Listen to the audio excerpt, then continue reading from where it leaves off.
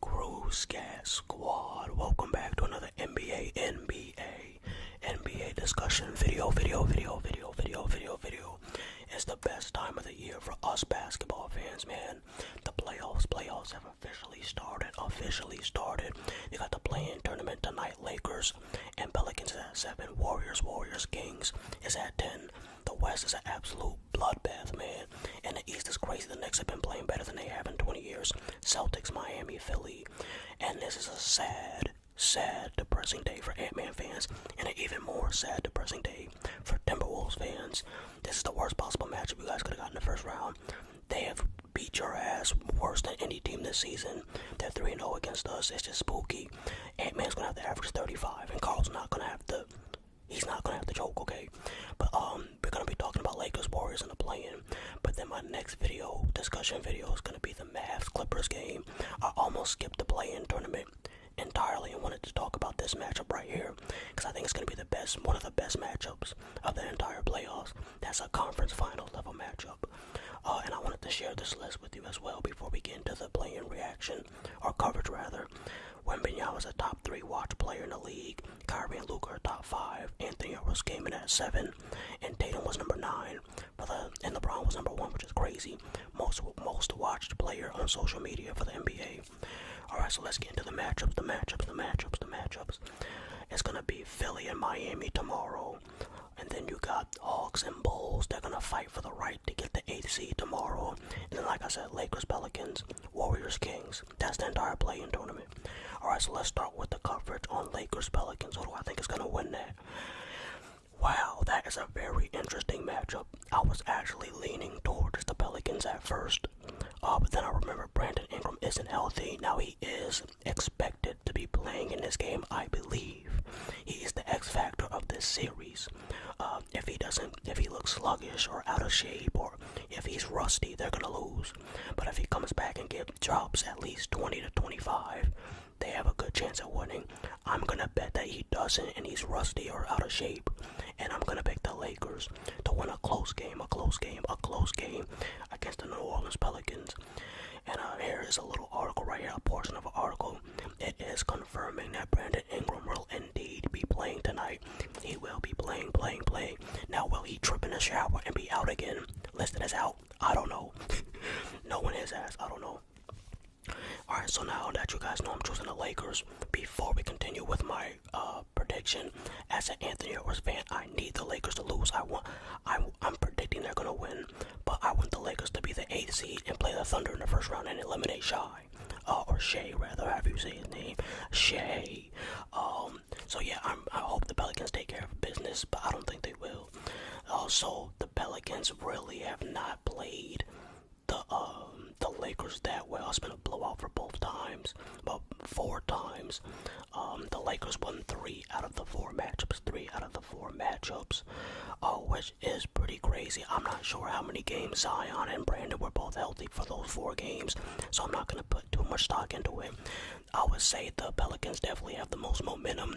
Their offense has been balling. They've been creating space, shooting threes. CJ McCollum and Trey Murphy have been hooping. CJ McCollum and Trey Murphy have been hooping. However, the Pelicans and the Lakers were both listed as middle of the pack a little bit better than middle of the pack offenses. As you can see, the Pelicans are 11th and the Lakers were 15th. I think the Lakers were ranked a little bit higher earlier in the year, but they started to fall a little bit. But yeah, still really 2 decent offenses, not quite top 10, but right outside the top 10 in terms of offensive ratings. So it should be a good balanced team win in terms of both teams are going to play well on offense and defense. The Lakers actually have been a shockingly very mediocre defense all season, but in the playoffs I'm expecting them to turn it up defensively. That's what I'm saying, that they will. Anthony Davis is just different in the playoffs. LeBron is a different beast in the playoffs. They just know how to flip that switch, similar to Jimmy Butler in the playoffs. I think they have the interior length to hang with the Pelicans. They have Anthony Davis, Rui Hachimura. It almost took me 3 attempts to say that name, but yeah, him. You still got LeBron out there. They got big guards shooting. Now, I am worried that they don't have enough shooting. That does concern me, and the Pelicans are equipped to deal with the tremendous scorers. I don't think they have an answer for AD or LeBron. No, that's what's stopping them.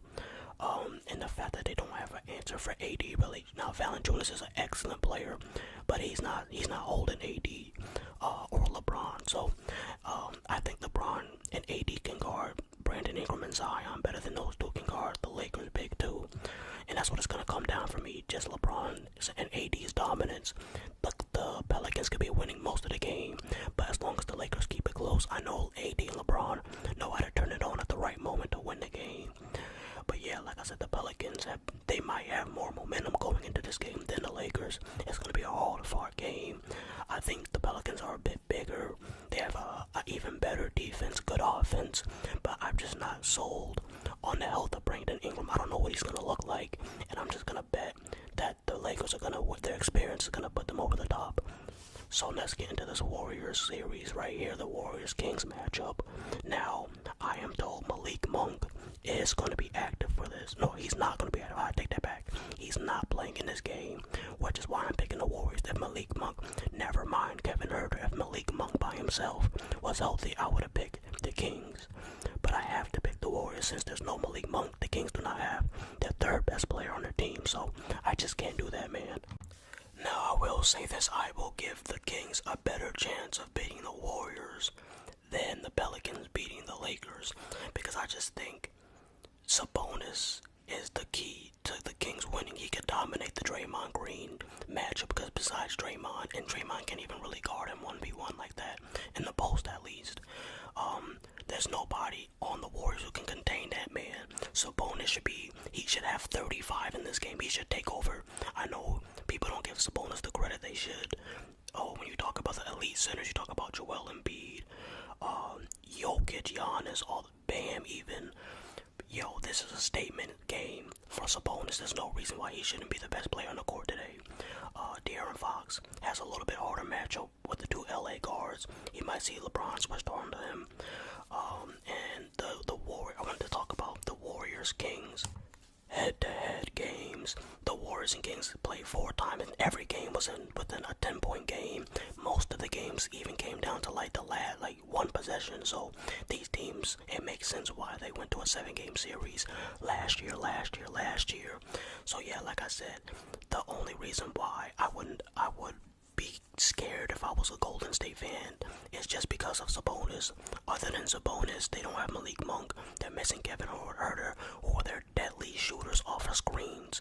They use those screens, off-ball screens, and they get in the mid-range area. They get open threes off the screens. But now they don't have those players, so it should be advantage Warriors. I think the Warriors are the better defending team, even though they're not as good as they have been in previous years. But they're still better than the Kings. There's just a little bit more balance. Klay Thompson's on the bench now with Andrew Wiggins. I like that. They got the versatility there. They match up well at the wing position, especially. Stephen Curry's the best player in the series without a doubt.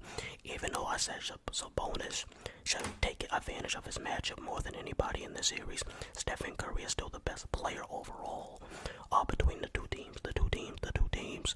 So it's really gonna I think it may come down to, can Stephen Curry beat his matchup more than Sabonis dominates Draymond in the Warriors defense. Klay Thompson, I think he's gonna give the Warriors like 15 to 20 points a game, probably closer to like 15, 17, somewhere in that range, as long as Klay Thompson's productive and playing really good defense on De'Aaron Fox. They should squeak by the Kings in this matchup. Now, like I said, if Malik Monk by himself was here, I would pick the Kings. I really would. I think the Kings would get the revenge on the Warriors from last year. But since they're not fully healthy, I just don't see. Unless Sabonis really drops 40, I don't see another way. Because Curry and De'Aaron Fox, they're gonna cancel each other out pretty much. And then I just don't think Sabonis can beat the rest of the Golden State Warriors team by himself. I do like Kyle Murray. Very good. Wait, did I just say Kyle Murray? I said Kyle Murray, that's an NFL player. But I do like Murray on the Kings. He could shoot. He reminds me a little bit of younger Klay Thompson, but just not as good of a defender. But in terms of just getting open off screens. I think he's a very good player, and he reminds me of Klay Thompson. They developed him. They're developing him really, really well. I believe he has a brother in the NBA as well, if I'm not mistaken. But yeah, these two teams. And feel free to come back to this video and tell me how right or wrong I was. I won't get offended, man. Most of the time, my NBA predictions are correct. I would say over half the time, like 60 easily. I would say 60% of my predictions come true, but yeah, hopefully we do get this Lakers Thunder matchup in the first round, because if Anthony Edwards has a good chance of getting eliminated in the first round, I need Shea to get eliminated in the first round too, on some haterish. I don't want these Shea is better than Anthony Edwards narratives to come true, man. And I've been talking so much smack about the Thunder and playoff and Shea's playoff lack of experience and lack of productivity.